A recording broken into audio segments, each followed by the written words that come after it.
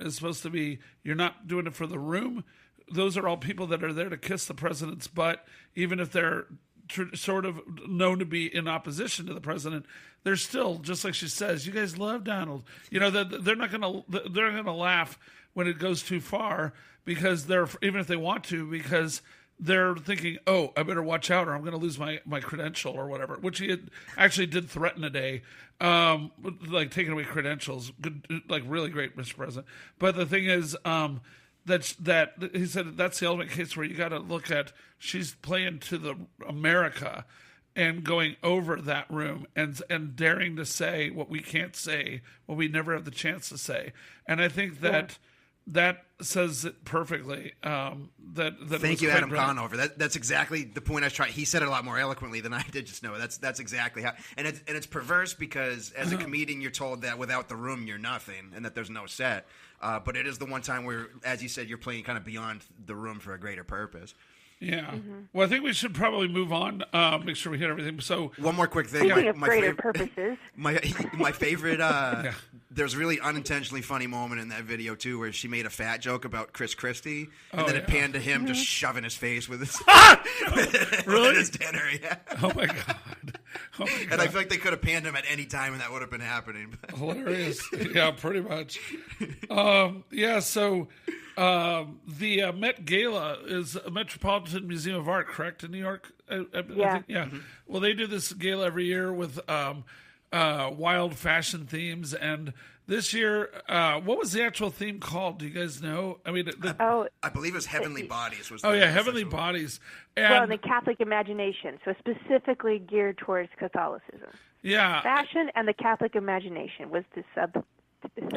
Yeah, well, so all these people show up wearing these outrageous outfits that are just like, I mean, Sarah Jessica Parker, this is so ridiculous. She shows up with this weird contraption on her head, and inside it is a nativity scene, like a miniature dollhouse-sized nativity scene, and she's walking around wearing this on her head. How much does that weigh? And I know, and it's like, if you slip, your neck is broken, Sarah. But, and somebody pointed out in a comment thread about this in an article knocking it, so I don't know if this is true or what, but they said, no, that wasn't a nativity scene, it's a funeral scene. And I was like, huh? I can't tell, it's so tiny. But the thing is, there all sorts of things, like Jared Leto wore a gold crown of thorns, basically, not literally with thorns in gold, but he had this gold thing around his head that reminded me of the crown of thorns. And because the one time Jesus had something around his head, it wasn't like sweatband Jesus, you know?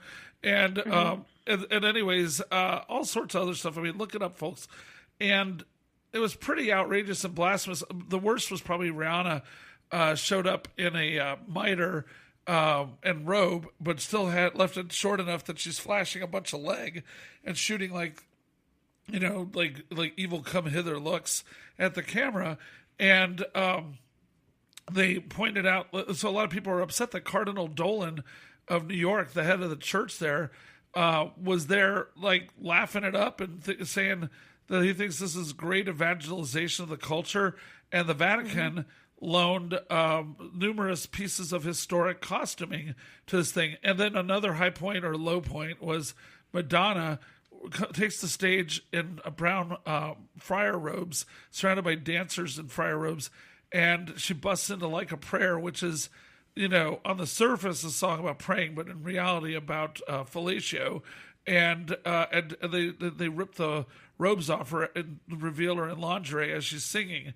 And it's like, okay, so Cardinal Dolan, why are you even there, much less endorsing this thing? What the heck's going on? And that's what I got to say about it. I mean, I wish Madonna had gone with La Isla Bonita or Lucky Star instead. Because you must be the Lucky Star. Yeah, I think those are my two favorites. This goes to you, Jesus. Yeah. I mean, I wasn't offended by Rihanna or what anything. Yeah, I mean, like, I don't think it's any different than dressing up like the Pope for Halloween or something like that. The Met Gala, all it is, it's Halloween for rich people who don't eat candy anyway. So, like, at least for those few weeks beforehand, anyway. Right. Yeah. So that they can fit into what they're wearing. Right. I don't know. Maybe you guys disagree, but it didn't really bother me. Maybe Cardinal Dolan has a point. Well, I think Cardinal Dolan had a point in terms of evangelization of the culture. It was something he was saying. Let's see, I've got the article on another tab. More like he had a pointy tail, in my opinion. He was. That evening. But what? I said more like he had a pointy tail, in my opinion, that evening. Anyway. Well, he had said, that this is where all the movers and shakers are. So he was fawning on about how all these cool people, cool is my word, but all these fantastic people were there and, were sharing our Catholicism. But some of the things that bothered me wasn't so much what they were, because I expect people, usually for the last, 10 years at least, people going to the Met Gala are always trying to find out who can have the more see-through outfit than anybody else. So at least people had something other than see-through garments on. But the thing is that the fact that it was picked out, I don't think we'd ever see heavenly bodies, fashion, and the Muslim imagination. I don't think that would ever happen. That's interesting. In spite of the fact that the Middle East has lovely art and deep culture that could be displayed, I don't think that would ever happen. And I think there's a reason why. But I think people can pick on Christianity and Catholicism and kind of play with it. Now, back to what I was saying, I was almost doing a Rachel Maddow there. The Cardinal Dolan was saying, well, this is where you can touch people with the beauty and art of Catholicism where they're at, which is true. But one of the things that was most offensive to me was some of the displays. There was a bondage mask with a bunch of rosaries hanging off of it. That was one of the art displays. Yeah. And to me, that's really, it's kind of like, well, we're going to talk about him later, but, with Donald Glover sort of having this negative attitude towards the oppression of religion, that's not really sharing the beauty and art of Catholicism to me. And so or Madonna showing up on the carpet before she did her little show with the friars, with in a sexualized sort of Madonna outfit type of which is her whole thing, sort of taking the sacred and, making it profane. So, I expect them to be kind of twisted, but I don't really find, there's certain things when you're talking about something that's sacred to a group of people or culture and then twisting it up to make it profane. Well, I'm not so much into that. I'm not so much into thinking that's awesome. It's not my thing. I'm not rich enough to go to it, but I would think if I was, I would find that kind of not yet, Tanya. Offensive. Yeah, that's right. Not yet, but someday. But somebody who was surprisingly low key was George Clooney. He was there, but he just was there. He just wore tux, and I saw it, and I was like, wow, okay, well that's nice. He was raised Catholic, but he doesn't practice. But he spoke decently of it on the new David Letterman Netflix show in passing. So I thought, well, if you're going to go, at least he went with some class. So I give him that. Yeah. But I don't know. I just think that, yeah, when you have Islam as a religion where Muhammad, who isn't even their God, for the longest time, I don't know how I was naive about this, but I just was, many years ago, not recently, but that I always thought Muhammad was another word for their God. He's just the founding human being prophet of this religion.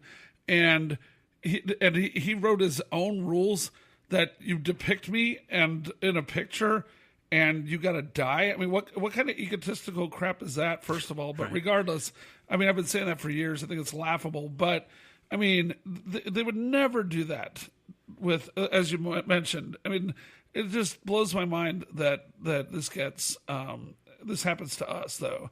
I still think I hated almost every outfit I saw, and I'm normally pretty laid back about this kind of thing. I thought it was really out there. But yeah, and I agree with Tanya that some of the things you mentioned, like the rosary beads on the bondage mask, that's definitely over the line, and I could do without it if it were up to me. Largely speaking, though, I kind of saw it in terms of what Cardinal Dolan was saying about reaching people where they're at with Christianity, in the same way that there could be a great R-rated movie with terrific Christian themes that you can reflect on, and maybe there'll be swearing in it or violence. Like I think Three Billboards Outside Ebbets, Missouri is awesome. a great movie. And yes, there was violence, and yes, there's foul language in it and all that. But overall, it was a great venue for Christian messages. And I don't know. I guess I could sort of make a parallel between the two. Yeah. Yeah, I mean, and there's another interesting character. We talk about Cardinal Dolan, but Father James Martin, who's like pro man boy sex, whatever. He's an openly gay priest. He was all excited that he was told by, Cardi B and Rihanna that he was in a priest, vestments. And he was told he was a sexy priest, and he's like all happy and like. And I'm like going, I don't know if that really should be our focus. Yeah, wait. So that kind of creeps me out a little too. As a priest. Wait, so this guy is allowed to operate as a priest despite being openly gay and for kids. He wants to have having sex with kids. He believes in the man-boy relationship. What? Yeah. Where does he operate? I mean, he should be locked up for the man-boy thing. You haven't heard of Father James Martin, the Jesuit priest? No. Probably good friends with Paul Ryan's, the house.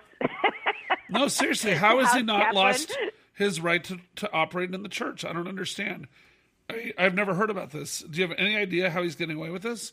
I don't care about if you're gay and celibate, that's one thing. Yeah. If you're dealing with the kids, though, that's out of line, man. Yeah, he's like he's a consultor to the Vatican Secretariat for Communication, and he helped curator Andrew Bolton with the exhibit and reviewed plans for the big night. Here's the other thing there's another thing, and this kind of sort of supports, I guess, because we're going to talk about Donald Glover's jacket, but a lot of times in big archdioceses like this, where there's a lot of wealthy, the priests will set up these kinds of gala things so they can make sure that they're in good standing with the socialites, so that they can get donations from them in the future. So this is not uncommon for big cities where there's a lot of wealth and that sort of thing, where the archdiocese priests go out and rub elbows with people. So I'm just going to lay that down. So the fact that they were part of organizing all of this, it doesn't surprise me. Anyway, I just like letting you know, it's kind of like there's a lot of, there's such a thing as meeting people where they're at, but there's also this thing called blurred lines, where you're condoning something else that's in the name of God, Yeah.